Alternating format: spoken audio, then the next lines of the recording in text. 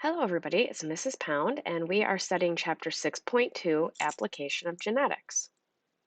What I want to talk about today is cloning from Section 622. And I'm sure you've heard a lot about cloning. And today we're going to explain how cloning is performed and discuss some of the ethical issues related to cloning of human, because this topic can be pretty controversial. So, what is a clone? A clone is a group of genetically identical cells that usually contains identical recombinant DNA molecules.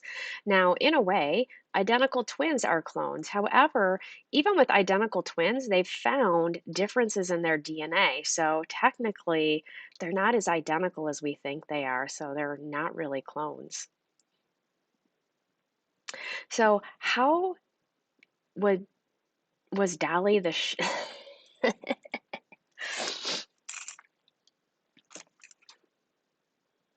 So probably one of the most famous clones you've possibly heard of is Dolly the sheep. So let's take a look at how Dolly the sheep was cloned.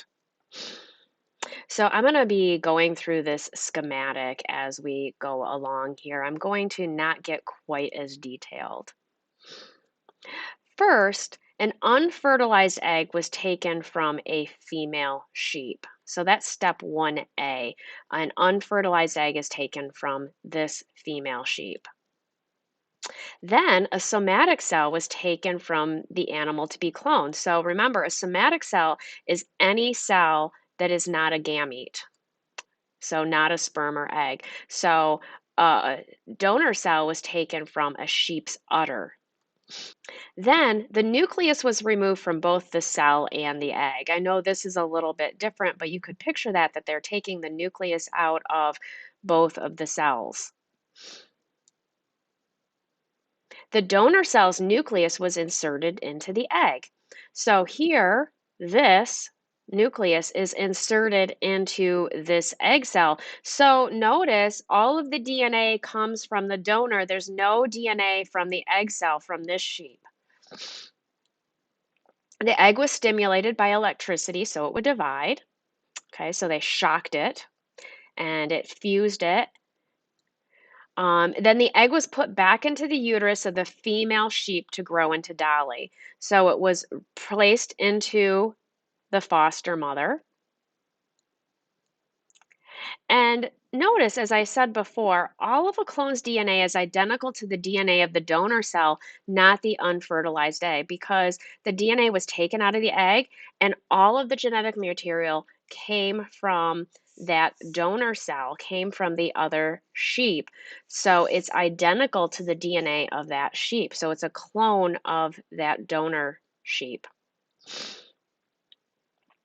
So, some ethical issues about cloning humans because the topic has come up. Should we clone humans? What are some of the issues with that? Like Einstein was a really smart guy. Should we clone him because maybe we'll produce another Einstein and he'll come up with some more really good scientific discoveries? Well, some problems with that are many clones die before birth or at a young age. So, is it ethical to create clones when they could die very young or not be born at all? Another issue is that many clones have mutations. So, do we want to produce clones that are going to have mutations of different kinds? Is that really ethical? Another question is who would be the clone's parents? Okay. Now, if a couple was cloning a child that they lost at a very young age, perhaps due to an accident or something, or an illness, maybe they would want to clone that child. But so the parents would be pretty clear there. But in other cases, like if we were to clone Einstein at this point, who would be his parents? Like the government, or would governments be fighting over that clone? It could get really messy um, and a little crazy. Another thing is that cloning for specific traits, talents, and abilities implies that some people are more valuable than others. So we clone Einstein, but we don't clone other people. So does that mean Einstein is more valuable because we clone him?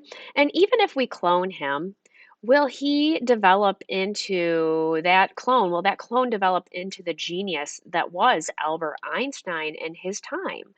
Um, it kind of goes along with the idea how much of his genius was in his DNA and how much was due to his environment, things like that. So there's a lot of questions that way. Another thing too is that's not listed in this and is not talked about in the book is sometimes they talk about creating clones to harvest them for their organs.